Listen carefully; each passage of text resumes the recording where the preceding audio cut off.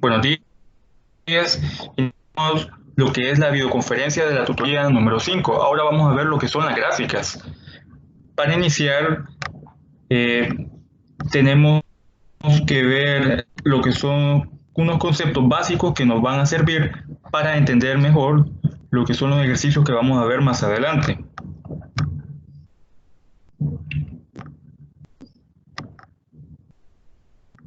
Vamos a ver lo que es el concepto de una gráfica y algunos elementos que componen la gráfica, como lo son los vértices, las aristas.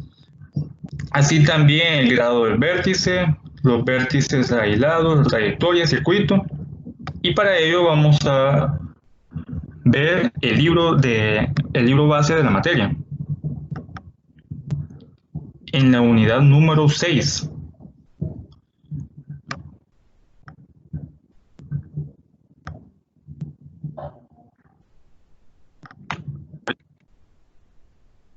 En la unidad número 6, en el capítulo número 6 del libro, aborda lo que es la teoría de gráficas.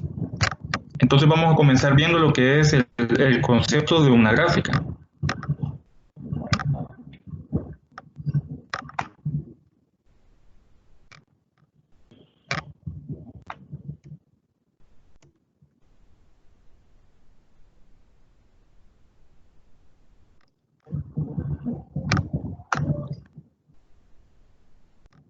Tenemos que una gráfica está representada por la letra G y consta de un conjunto finito de B, objetos llamados vértices, y un conjunto finito de F, objetos llamados aristas,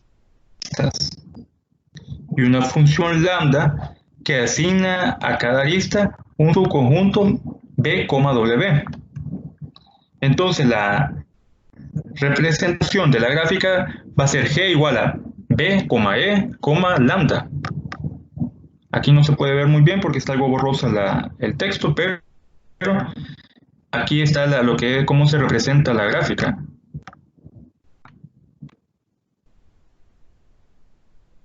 Es que de esta forma, G igual a B, E, lambda, donde esta B mayúscula va a representar a los vértices, la E a las aristas, y lambda es una función que relaciona las aristas.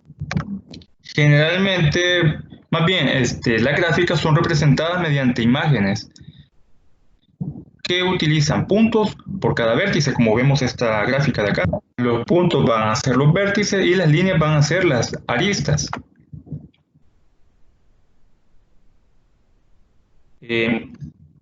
Una representación de gráfica puede tener varias formas. Aquí se nos está pidiendo representar una gráfica en donde se nos da el orden de cómo van combinadas las aristas, y a la hora de formar nuestra gráfica no necesariamente tiene que cumplir esta forma, se pueden ordenar de distintas maneras los vértices.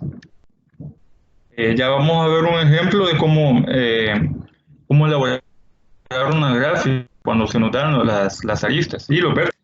Ahora bien, el grado de un vértice es el número de aristas que tiene a ese vértice como extremo. Una gráfica puede tener o puede contener una arista de un vértice a sí mismo. Tal arista es un bucle cerrado o lazo. El bucle cerrado contribuye a 2 unidades al grado de un vértice. Por ejemplo, este es el vértice 1. El grado de este vértice van a ser todas las aristas que llegan a ese vértice. Tenemos que aquí tenemos 3 aristas. Entonces, el grado de este vértice número 1 va a ser 3. Bucles, aquí podemos ver un bucle en D porque es una arista cerrada. Ese contribuye a 2 unidades de grado. Dice aquí, una gráfica puede contener una arista de un vértice a sí mismo. A esta arista se le conoce como bucle de cerrado. Significa que en este caso el vértice D tiene este bucle y también tiene esta arista. Por tanto, el vértice D tiene grado 2. También existe un vértice de grado 0 o vértice aislado, como podemos ver el vértice E de esta figura. Los vértices que determinan una arista son vértices adyacentes. Dice aquí, en la figura 6.5, el vértice E es un vértice aislado porque está separado de los demás vértices de esta gráfica y tiene grado 0. En la figura 6.5a y B son vértices adyacentes. A y B son vértices adyacentes. Porque estos vértices están determinados por una arista. Así que son vértices adyacentes. En el caso de A y D, están separados por este vértice, no son adyacentes.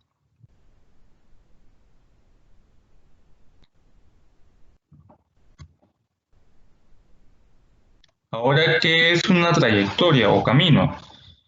Una trayectoria o camino en una gráfica es una sucesión pi, dos puntos, b sub 1, b sub 2, hasta b sub k, donde b son los vértices, cada uno adyacente al siguiente, y una elección de una arista entre b1 y b sub 2, b1 y b sub 1.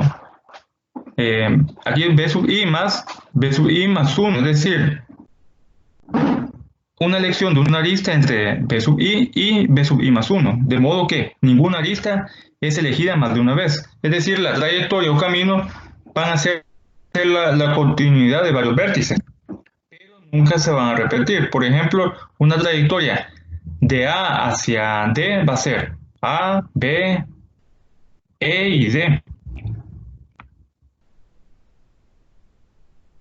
En cambio, el circuito es una trayectoria que inicia y termina en el mismo vértice.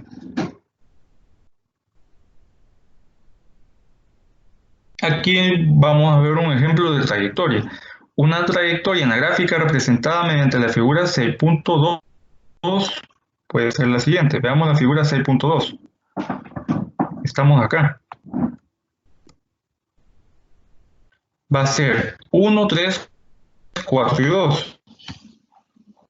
1, 3, 4 y 2. Ese sería una trayectoria. En cambio, el circuito puede ser 1, 3, 4, 2 y 1, porque la diferencia entre una trayectoria y con respecto al circuito es de que en el caso de la trayectoria, las aristas no van a ser repetidas más de una vez. En cambio, el circuito sí.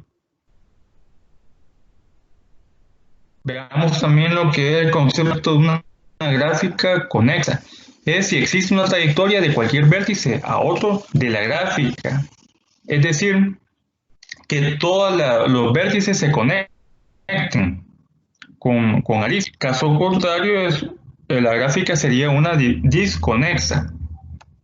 Vemos que esta gráfica es una disconexa porque aquí hay un corte, aquí no hay una arista que conecte el 3 con el 4, diferente de este caso, que todos los elementos tienen aristas. Igual el caso de la figura 6.4, son gráficas conexas, todos los vértices tienen aristas. Ustedes repasar el libro y leer detenidamente cada uno de los conceptos que estamos viendo. Pero aquí los vamos a ver de manera resumida para que tengamos la idea a la hora de estar resolviendo los ejemplos. Por ejemplo, una gráfica discreta son vértices que no tienen arista. Lo podemos ver acá. Tenemos la gráfica 6.7 y en el caso de sub 2 tiene dos vértices y no tienen aristas. La de sub 5 igual, tienen vértices que no tienen aristas. También está este caso. Para cada entero n mayor que 1, sea k sub n. La gráfica con vértices de b sub 1 hasta b sub n y con una arista b sub i, b sub j para cada i, j. En otras palabras, cada vértice de k sub n está conectado con cualquier otro vértice. Cuando todos los vértices están conectados, se le va a llamar gráfica completa de n vértices. ¿Cómo lo vemos? También, si la gráfica tiene estos vértices y cada uno de los vértices tiene el mismo grado, se le va a llamar gráfica regular. Si cada vértice de una gráfica tiene el mismo grado de cualquier otro vértice, la gráfica es regular. Vemos de que acá las gráficas son completas, estas tres gráficas, porque todos los vértices se conectan entre sí. Vemos este vértice se conecta con todos los vértices que están adyacentes. Tenemos acá, este vértice se conecta con este, luego con el que está aquí a la par y los que están más distantes también, porque aquí están las aristas que los conectan. Algo muy importante, estas gráficas no tienen flecha, como lo habíamos visto anteriormente con los dígrafos. ¿Por qué los dígrafos son pares ordenados? Estos no son pares ordenados. Estos vértices no son pares ordenados, como lo podemos ver, porque no hay flechas, no hay direcciones de un vértice hacia otro. Tenemos gráfica lineal, como la podemos ver en esta figura. La 6.9, la L sub 2 y L sub 4 son líneas que van conectando cada uno de estos vértices.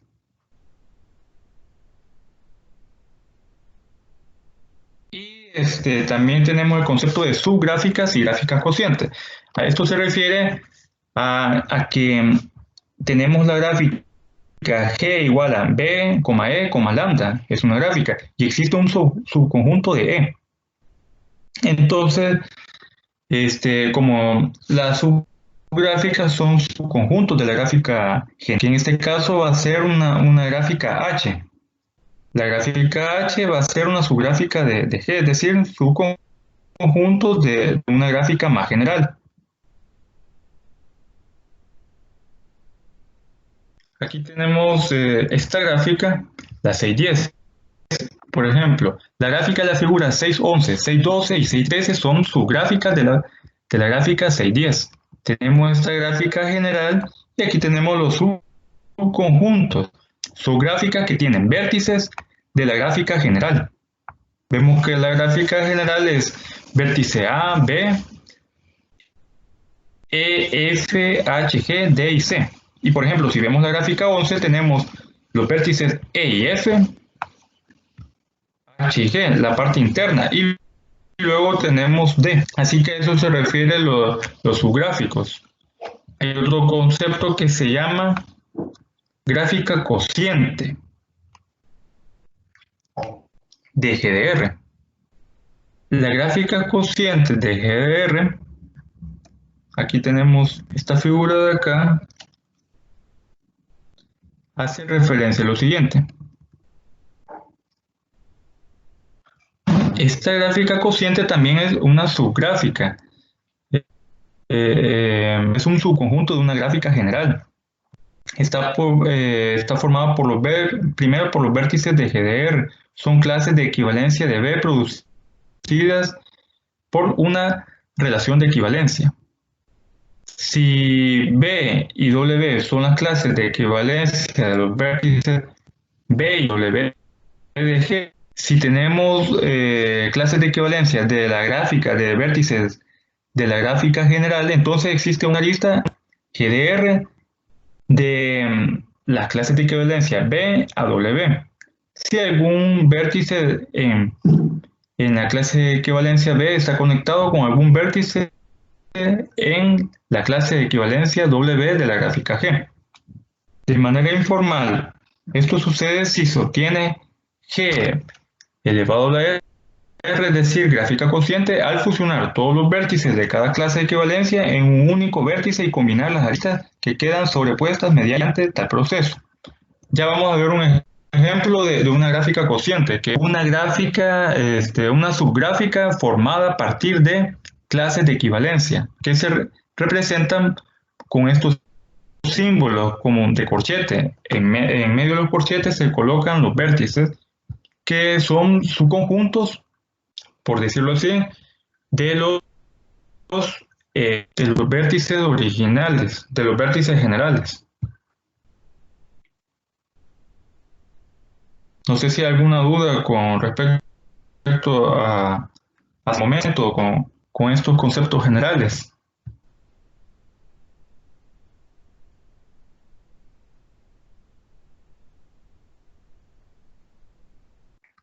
No sé si Elia tenés alguna duda con respecto a estos conceptos o continuamos con los ejemplos. Vamos a aplicar todos estos conceptos ya a lo que es la parte de práctica. Muy bien, vamos a continuar. Estamos viendo el tema de gráficas, en el libro se le conoce como teoría de gráficas, entonces vamos a ver el primer ejemplo que se trata de elaborar una imagen de la gráfica que ya tenemos acá. Trace una imagen de la gráfica G igual a B, E y lambda. Ya dijimos de que B representa los vértices. E va a ser las aristas, que van a ser líneas rectas que van a unir vértices, y lambda son las funciones que relacionan a las aristas. Y tenemos acá el conjunto de vértices. Está formado por A, B, C, D y E. Las aristas que van a ser F, G, H, I, J, K, L, M y N. Y tenemos las funciones que van a relacionarlas a los diferentes vértices. Las funciones de la arista que van a relacionar a los diferentes vértices. Algo muy importante acá, vuelvo a repetir, es de que estas gráficas no son pares ordenados como lo vimos anteriormente en los dígrafos. Sin embargo, para elaborar las gráficas es bastante similar. Vamos a comenzar por la función de lambda en f, que nos dice que hay que unir el vértice A con el vértice C.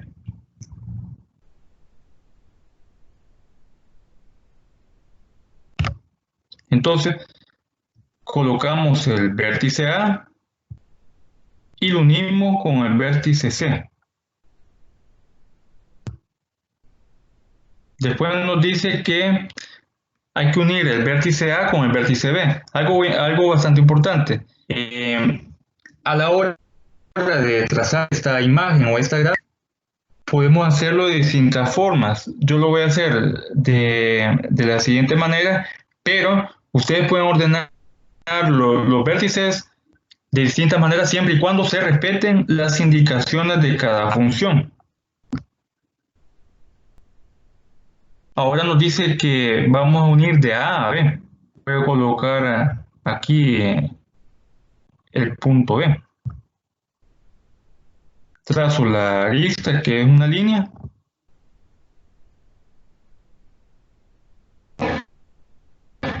y dejo indicado de A a B. Ahora de D a C. Ya tengo el punto C.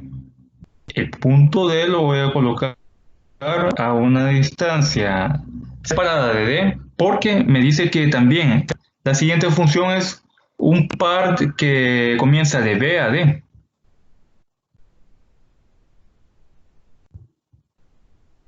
Uno de C a D y luego de B a D. Por eso he dejado separado el punto D.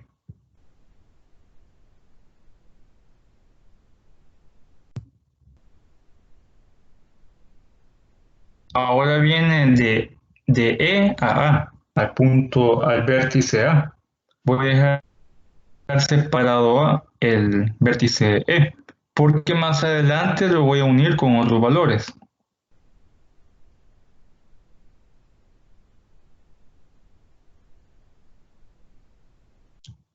Tenemos de E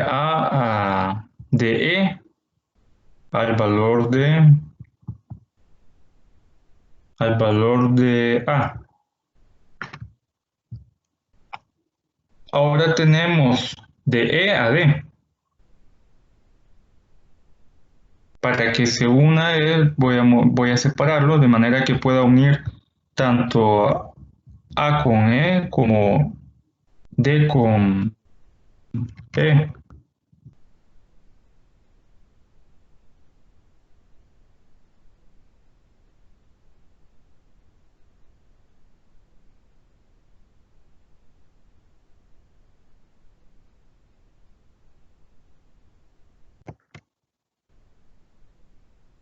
Ya tenemos el punto E con D. Ahora seguimos con F con E.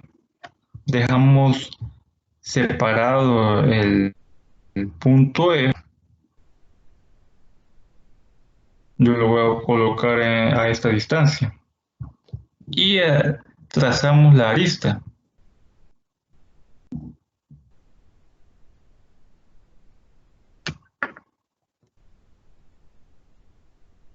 F con, y ahora tenemos el punto E con G. Tenemos acá E, entonces coloquemos a una distancia separada el vértice G, porque después tenemos que F se va a unir con G, porque yo pude haber colocado esta F para acá, pero igual no había ningún problema. Lo importante es de que se puedan relacionar tanto E con G como F con G. Y aquí tenemos F con G.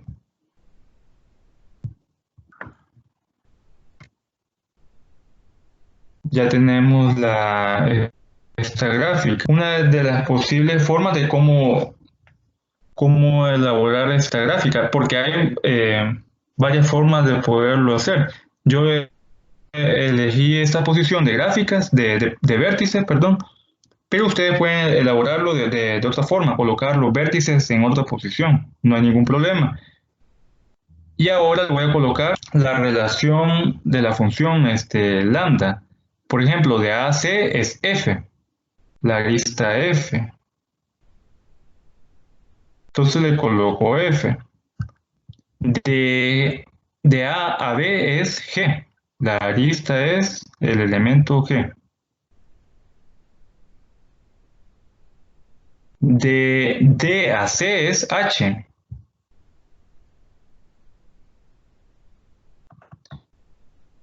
Y así vamos a ir colocando las demás funciones. Y aquí lo tenemos ya completo. Una opción para elaborar esta imagen de gráfica es la que elaboré en esta parte y aquí está completada. Vemos de que de A a C es F, de C a D es la función A. Por ejemplo, de E a D es K. La arista es K. De E a D es K.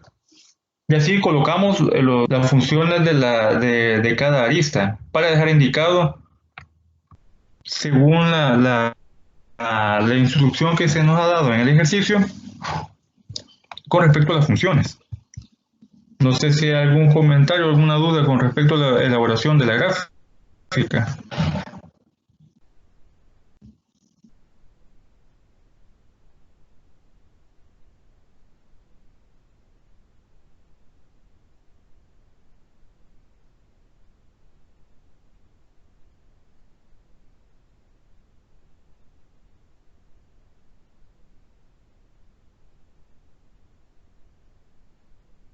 Pasamos entonces al siguiente ejemplo.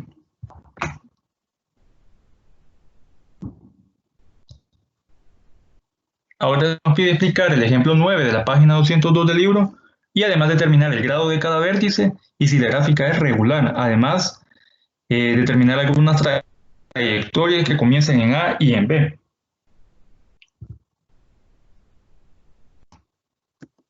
Aquí tenemos el ejercicio 9 del libro.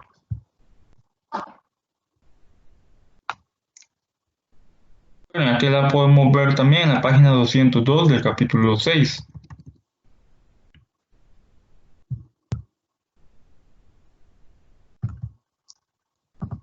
El ejemplo 9 dice, sea G la gráfica de la figura 614. Tenemos acá la figura 614 y su gráfica con sus respectivos vértices y aristas. Y no tiene aristas múltiples. ¿Por qué no tiene aristas múltiples? Eso se refiere a que, por ejemplo, desde un vértice a otro vértice, tenemos esta arista, que es la arista de A a B. Y tendríamos que tener una que fuera de nuevo de A a B. Es decir, tener dos aristas que unan al mismo vértice. Como lo vimos, como por ejemplo, arista múltiple porque tiene de 1 a 2 y también tiene de 2 a 1 o por decirlo así, de 1 a 2 y tiene también esta arista de 1 a 2, tiene doble arista. A eso se refiere con arista múltiple. Entonces tenemos esta gráfica, la 614. No tiene aristas múltiples y se ha R la relación de equivalencia sobre B, sobre los vértices, definida por la partición. Y ahí tenemos los subconjuntos de la partición. Esto anteriormente lo habíamos visto, lo que era la partición, en la unidad en la parte cuando estuvimos viendo los dígrafos.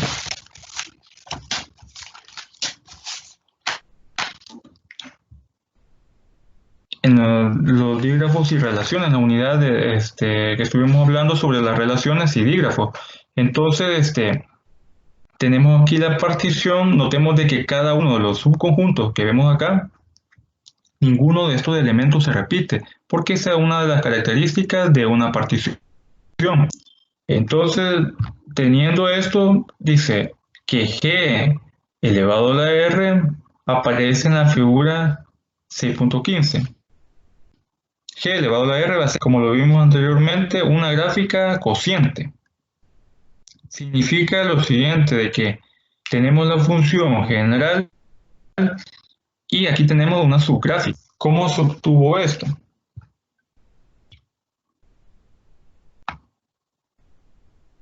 Aquí vemos la gráfica general con los vértices y como ya se nos está dando la partición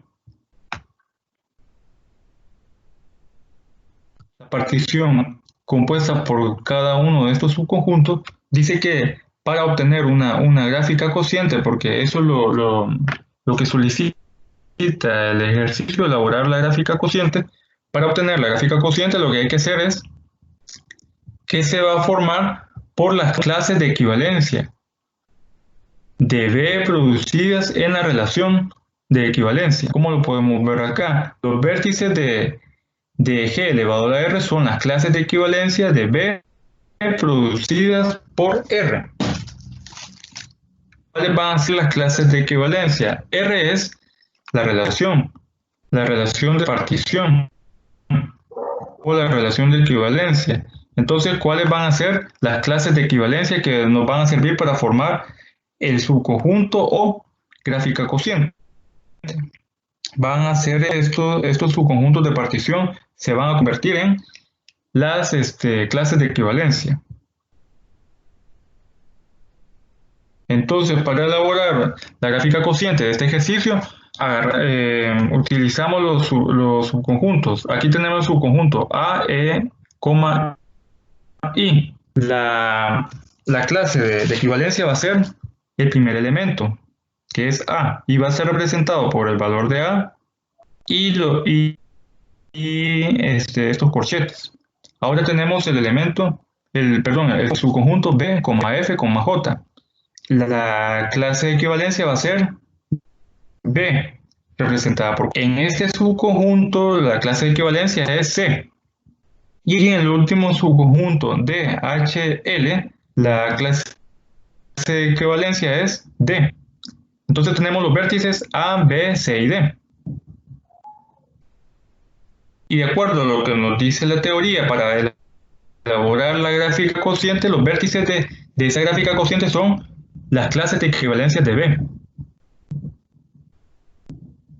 Y como ya obtuvimos las clases de equivalencia que son A, B, C y D, simplemente unimos esos puntos. Pero con este orden, como acá tenemos A, B, D y C, colocamos de ese mismo orden estas clases de equivalencia, estos nuevos vértices. A, B, D y C, así como está en la gráfica original. Y luego unimos cada uno de los vértices con estas líneas que son las aristas.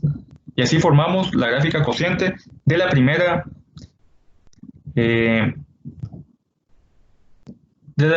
partición.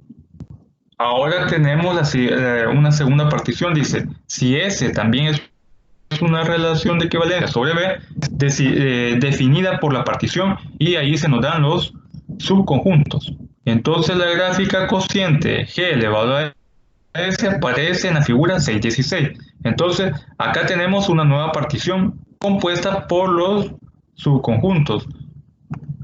Estos subconjuntos tienen nuevamente la característica que ninguno de los elementos se repite en los demás subconjuntos. Es una característica de la partición. Ahora, para elaborar la gráfica de esta partición, vamos a obtener las clases de equivalencia.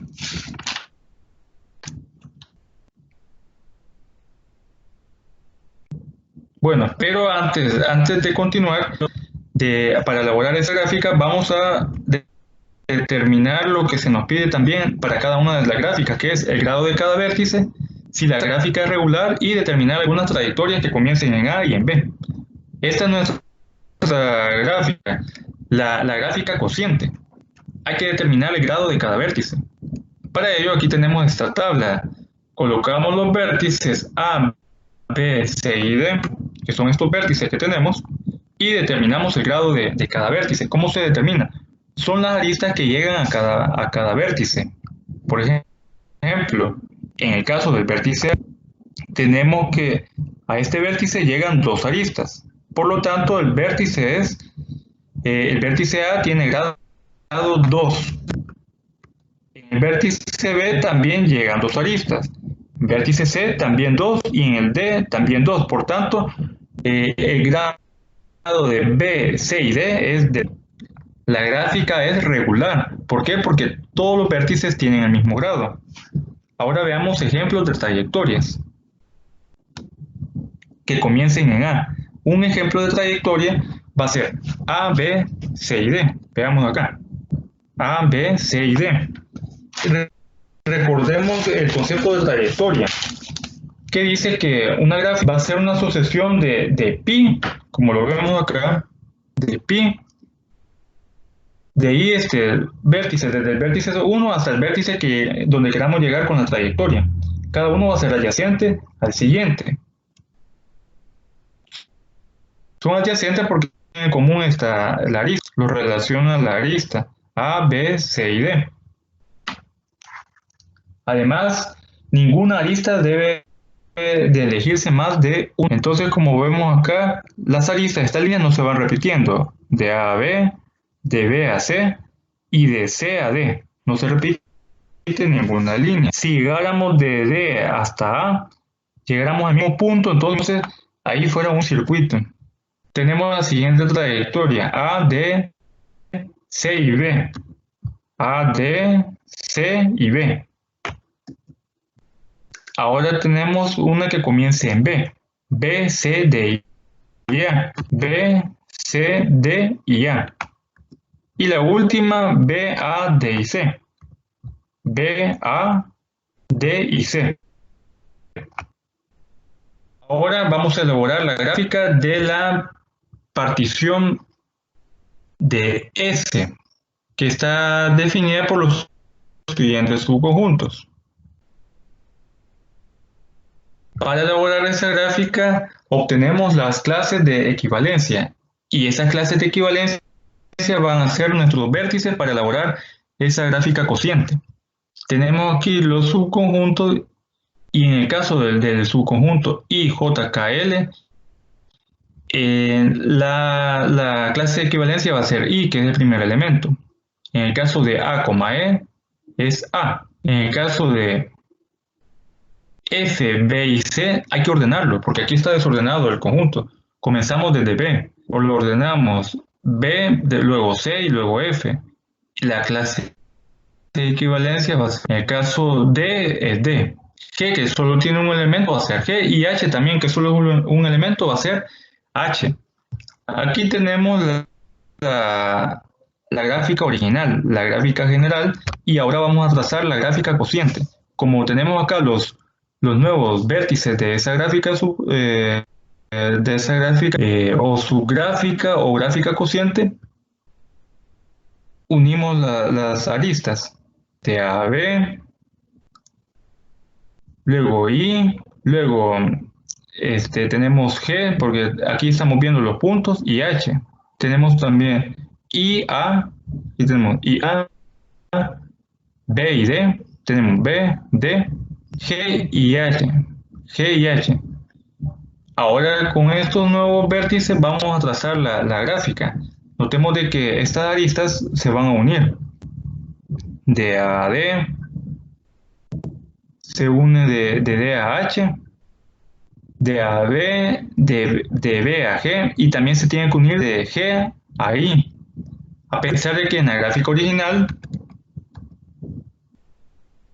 aquí tenemos de B a G, vamos a unir, y vamos a unir de G a I, de tal manera que la gráfica quede en todos los puntos conectados, que no haya ningún elemento que quede fuera de la gráfica, y que todos se conecten, unos con respecto a otros.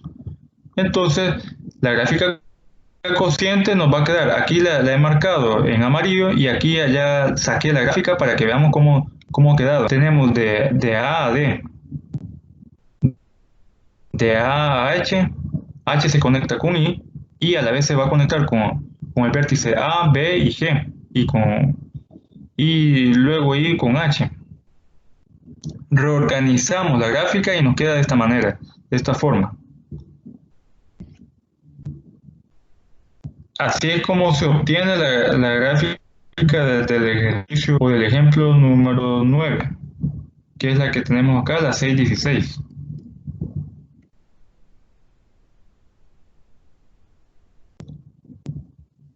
Ya, a la hora de determinar el grado de cada vértice, hacemos nuevamente la tabla y, por ejemplo, el vértice A tiene 4 aristas que llegan a ese vértice, entonces el grado va a ser 4. En el caso de B, tiene 3. En el caso del vértice D, tiene 2. H, por ejemplo, tiene 4 también. H tiene 4. E va a tener 3. I va a tener 4. Que va a tener 3 y 4, porque se conecta, y en el caso de I se conecta con A, B, G y H. Como los grados de cada uno de los vértices son diferentes, concluimos de que la gráfica no es regular. Luego, un ejemplo de trayectoria puede ser, comenzando de A, tenemos A, D, H y G. A, D, H y G. También tenemos el ejemplo de trayectoria A, D, C y B. A, D, C y B.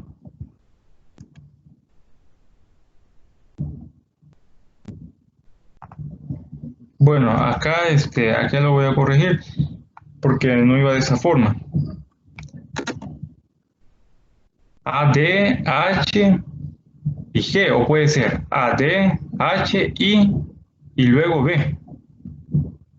Luego tenemos B, C, E y A. Perdón, estamos acá. B, C, D y A. B,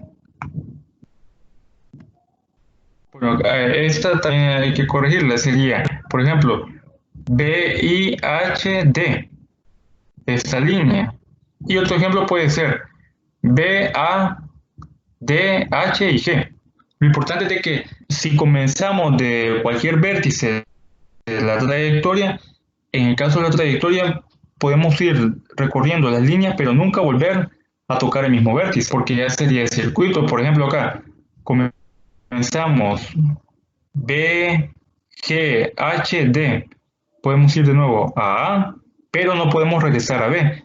Si regresamos al punto donde partimos, seguimos y aquí solo estamos viendo trayectorias. No sé si hay alguna duda con respecto a este ejemplo.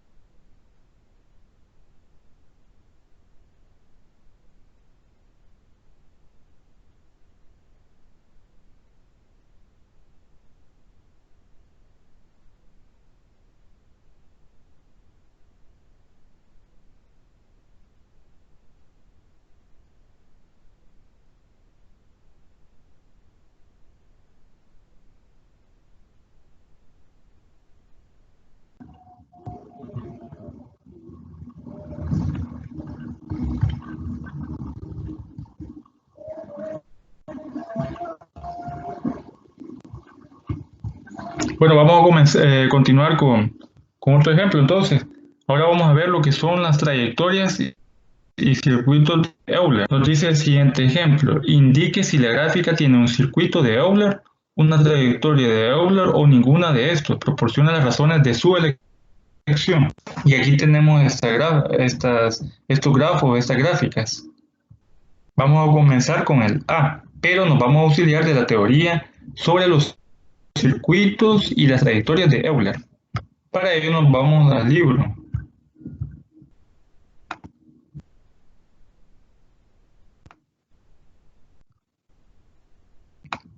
Y aquí tenemos las trayectorias o caminos y también los circuitos de Euler.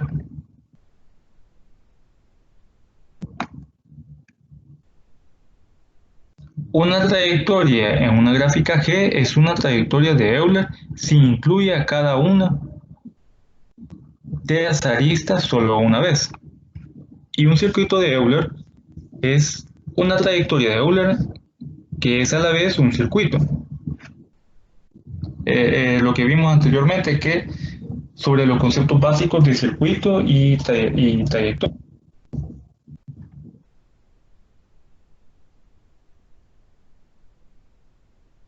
Y vamos a ver dos teoremas que nos van a servir para definir lo que es una trayectoria y un circuito de Euler.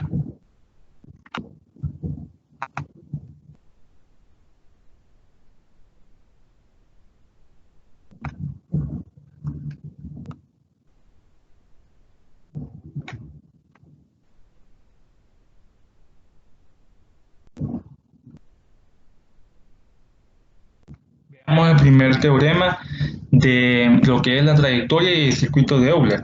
Teorema 1. Si una gráfica G tiene un vértice de grado impar, entonces no puede existir un circuito de Euler en G. Si G, es decir, si la gráfica es una gráfica conexa y todos los vértices tienen grado par, entonces existe un circuito de Euler en G.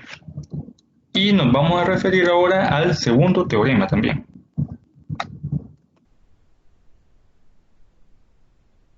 Teorema 2. Esto es para la trayectoria. Si una gráfica G tiene más de dos vértices de grado impar, entonces no puede existir una trayectoria de Euler en G. Si G es conexa, es decir, que todos los elementos, todos los vértices estén conectados con aristas, con líneas, y tiene exactamente dos vértices de grado impar, entonces existe una trayectoria de Euler en G. Cualquier trayectoria de Euler debe comenzar en un vértice de grado impar y terminar en el otro. Es decir, comienza en un grado impar y termina en otro vértice de grado impar. Bueno, continuando ahora con lo que es la trayectoria y el circuito de Euler, hemos visto ya lo que son los teoremas.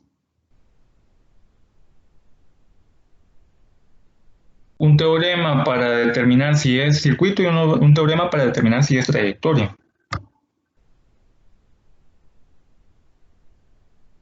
Veamos la primera gráfica. Notemos de que cada uno de estos vértices, de estos cuatro vértices, está relacionado, son conexos. ¿Por qué se relaciona? En el caso acá, B se relaciona con A, con C y C se relaciona con D. Cuando nos referimos que sean conexos, quiere decir que todos los vértices tienen aristas. Y aquí lo podemos ver que todos tienen aristas. El grado de cada vértice es par. ¿Por qué? Tenemos acá esta arista de A, también tenemos estas, serían 2, más estas líneas rectas serían 4. Aquí tenemos vértices con grado 4, lo mismo sucede con C y con D. Entonces, ¿qué nos dice la teoría?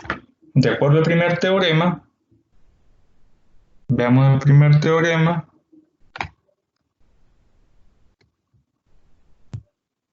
Si una gráfica G tiene un vértice de grado impar, entonces no puede haber circuito. El grado de cada uno de estos vértices es grado par. Así que está superada esta literal A. El literal B dice que si la gráfica es conexa y todos los vértices tienen grado par, entonces existe un circuito de Euler. el grado de cada uno de estos vértices es 4 y son conexos. ¿Por qué? Porque todos los vértices tienen arista.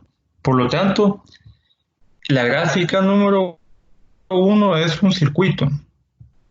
Basándonos o aplicando el teorema 1, esta gráfica posee un circuito porque es conexa, es decir, que existe una trayectoria en cada uno de los vértices y porque todos los vértices tienen grado par. Ahora tenemos la siguiente gráfica. Tenemos aquí grado 2, también acá en el D, pero acá tenemos grado 1.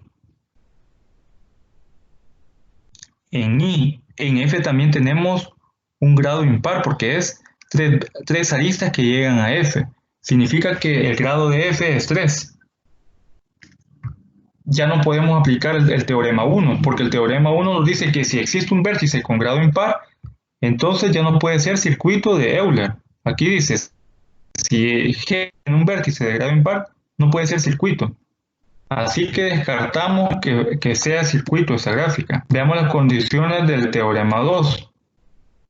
Si una gráfica G tiene más de dos vértices de grado impar, entonces no puede existir trayectoria en G. Si tiene dos vértices de grado impar, si tiene más de dos vértices, muchas gráficas pueden ser circuitos o trayectorias de Euler, pero a la vez puede que no sean ni circuito ni trayectoria de Euler. ¿Cuántos grados impares vemos acá? Prácticamente los únicos grados impares que hay, más bien, porque si evaluamos cada uno de estos vértices, determinamos que los únicos grados impares van a ser el de I, que es 1, y el de F, que es 3, porque solo tiene 3 líneas, este vértice. Entonces, vemos de que el teorema se puede cumplir porque dice que si hay más de dos vértices de grado impar, no hay trayectoria. En este caso, solo hay dos. Y vemos el literal B del teorema 2. Si G es conexa, es decir, que todos los vértices tienen y tiene exactamente dos vértices de grado impar, entonces existe una trayectoria de Euler. La trayectoria de Euler debe comenzar en el grado impar y terminar en el otro grado impar. Comienza aquí la trayectoria, puede ir por todas estas líneas hasta llegar a F, pero ya no regresar ahí. Por lo tanto, la gráfica es una trayectoria de Euler. Y vemos acá de que no posee circuito de Euler por el teorema 1A, porque tiene vértices de grado impar, pero sí tiene trayectoria de Euler aplicando el teorema 2B, donde se tiene que la gráfica es conexa y a la vez tiene exactamente dos vértices de grado impar. Para determinar el circuito o trayectoria de Euler, lo que hay que hacer es dominar, dice los teoremas, tener a la mano los teoremas y evaluar cada uno de los teoremas en las gráficas. No sé si hay algún comentario con este ejercicio.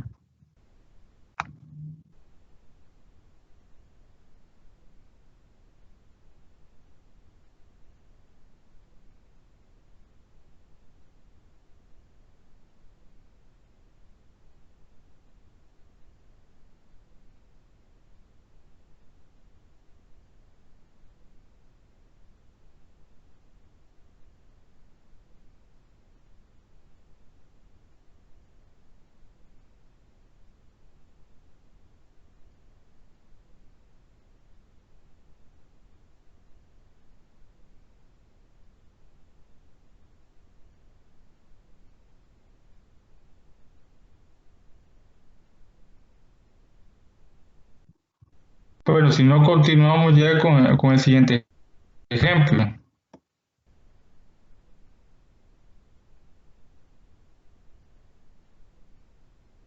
Ahora tenemos acá esta gráfica y se nos pide determinar un circuito hamiltoniano.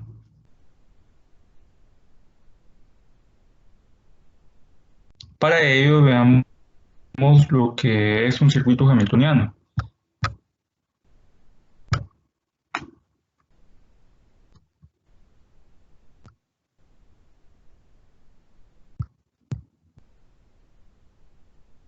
Nos vamos a auxiliar de la teoría que hay en el libro.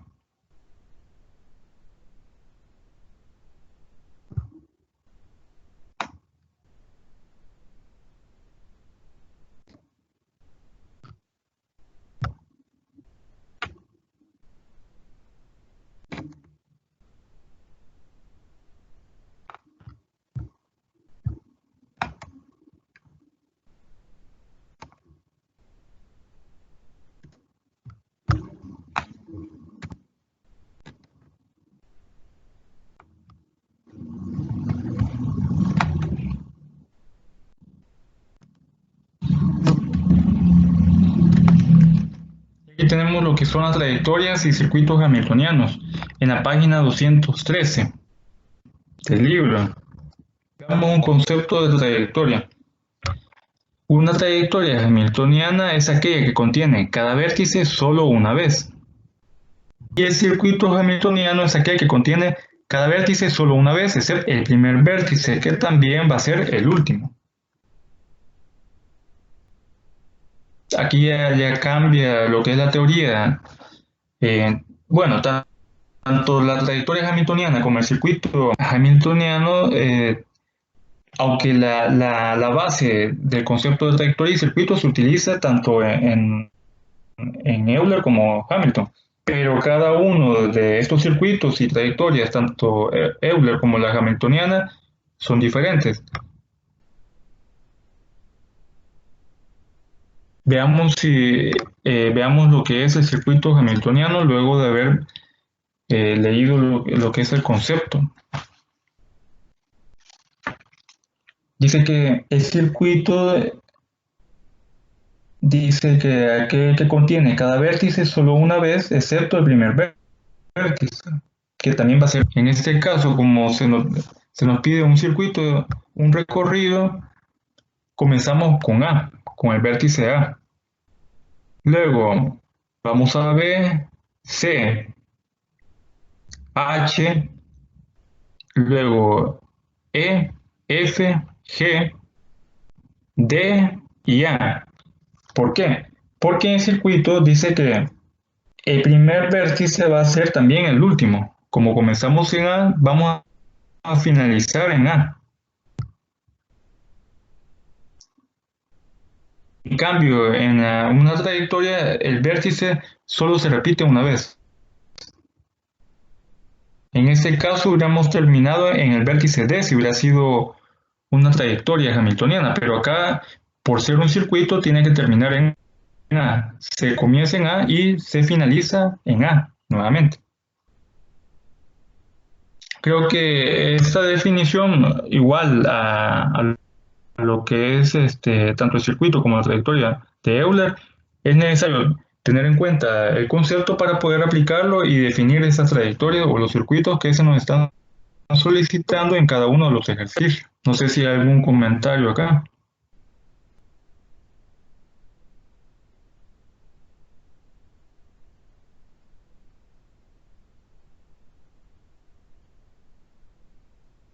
Bueno, luego de haber visto lo que son las trayectorias y circuitos de Euler y las trayectorias y circuitos hamiltonianos, vamos a ver también uno de los temas que también está incluido en lo que es la teoría de las gráficas.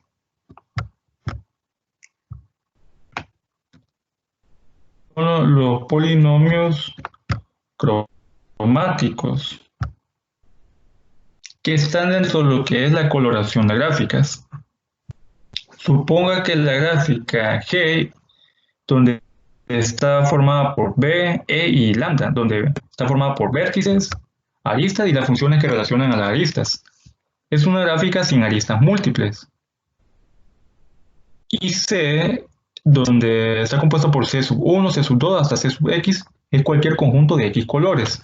La función f de B a C es una coloración de la gráfica G con X colores. Es decir, tenemos una gráfica compuesta por vértices y queremos colocarle colores. Esta aplicación de colocarle colores es bastante útil porque el color puede representar mucha información, diversa información. A la hora de que se utilice una gráfica para resolver algún problema que se tenga, en donde se facilite dicho problema utilizando gráficas. Recordemos que o gráfica, como se le quiera llamar, son conexiones. Entonces muchas veces estas conexiones son bastante útiles en la solución de diversos problemas. Por ejemplo, una gráfica representa una red de ciudades conectadas entre sí. Cada ciudad puede marcarse con el nombre de la línea aérea, con más vuelos hacia y desde esa ciudad. En este caso, los vértices son las ciudades y los colores son los nombres de las líneas aéreas. pero colocarle un color a un grafo también requiere de ciertas características o ciertas reglas que se deben de seguir. Y la idea acá, a la hora de colocarle un color a un vértice de esta gráfica, es de que se debe colocar o se debe tener la cantidad mínima de colores necesarios para colocarse. En este caso, el número mínimo de colores necesarios para obtener una coloración propia de una gráfica G, el número mínimo de colores, va a estar representado por el número cromático de G, denotado por XG. Por lo general, siempre se debe elegir la menor cantidad de colores para poder colocárselos a cada uno de los vértices. Uno de los problemas más comunes que hay o, o clásicos de lo que es la coloración de gráficas es la coloración de un mapa. La coloración de un mapa es una forma de colorear cada región, país, estado, condado, provincia, etc. De modo que no existan dos regiones distintas que compartan una frontera común con el mismo color. Este es un problema que tardó bastante tiempo en resolverse. El problema de coloración del mapa data de mediados del siglo XIX y ha sido activo de investigación en diversos momentos. Desde entonces, se creía que bastaban 4 colores para colorear cualquier mapa dibujado en un plano. En 1976 se demostró que esta conjetura era cierta, es decir, allá a mediados del siglo XIX comenzó lo que era el problema de con cuántos colores se podía completar o colorear, valga la redundancia, un mapa. Y se concluyó de que la cantidad mínima de colores o la cantidad con la que se tendría que colorear un mapa es de 4. Dice que en 1976 se llegó a la conclusión de que era realmente bastaba con 4 colores para poder colorear un mapa. Entonces, se demostró que la conjetura era cierta con la ayuda de cálculos realizados sobre casi 2000 configuraciones gráficas. Aún no existe una demostración conocida que no dependa de una verificación por computadora. Y aquí vemos un mapa. A la hora que hablamos de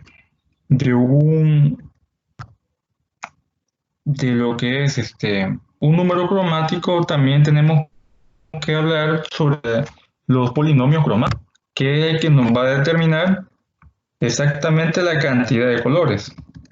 Tenemos que el problema de calcular x de g, donde es la cantidad de colores, se encuentra íntimamente ligado con el problema de calcular el número de coloraciones propias diferentes de una gráfica G con conjunto C igual a C sub 1, C sub 2, hasta C sub X colores. Si G es una gráfica y X, la cantidad de colores,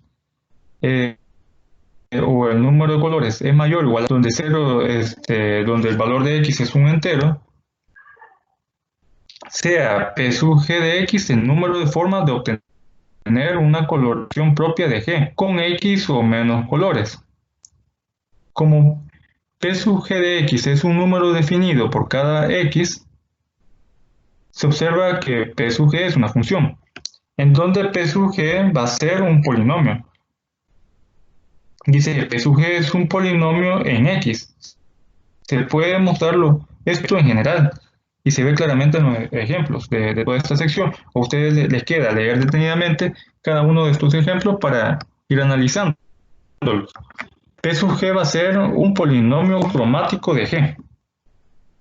Y existen algunos teoremas para determinar esa cantidad de coloraciones, como lo dice acá.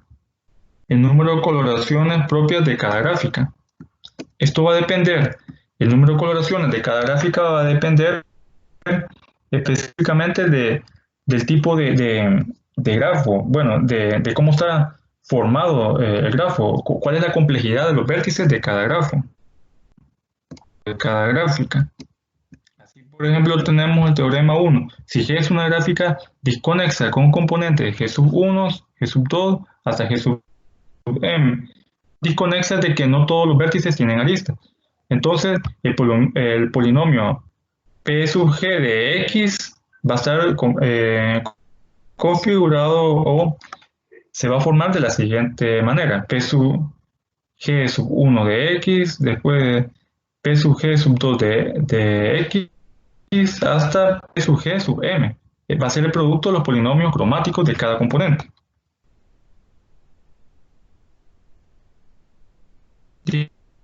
Dice aquí, como en la sección 6.1 vimos lo que era una subgráfica obtenida de eliminar E y tenemos la gráfica cociente, entonces, al unir los extremos de E, cuando tengamos una gráfica donde sea necesario utilizar o descomponer una subgráfica, entonces vamos a utilizar esta forma, donde dice aquí una gráfica sin arista múltiple y sea E perteneciente a la arista, es decir, que E va a ser de A a B. Significa que vamos a tener que obtener el polinomio de las aristas de E y menos el polinomio obtenido de todo lo que es una gráfica cociente. Así como les repito, las coloraciones de un grafo o de una gráfica va a depender de la complejidad de los vértices, cómo están colocados los vértices, si va a ser necesario hacer una subgráfica o una gráfica cociente y utilizar este polinomio, donde obtenemos el polinomio de E menos el polinomio de la gráfica cociente. O en el caso de una gráfica que tenga la característica que sea disconexa.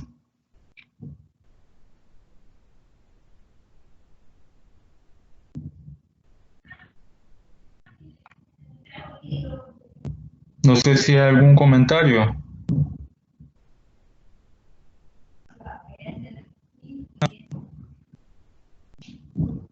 Con respecto a este tema de los colores, ustedes pueden leer detenidamente lo que es la teoría de la coloración de gráficas.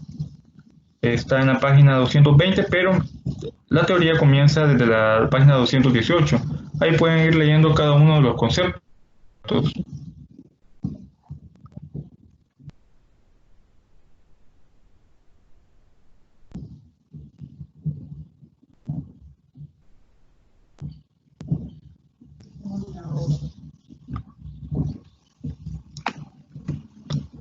Bueno, entonces, por el momento, esto es todo.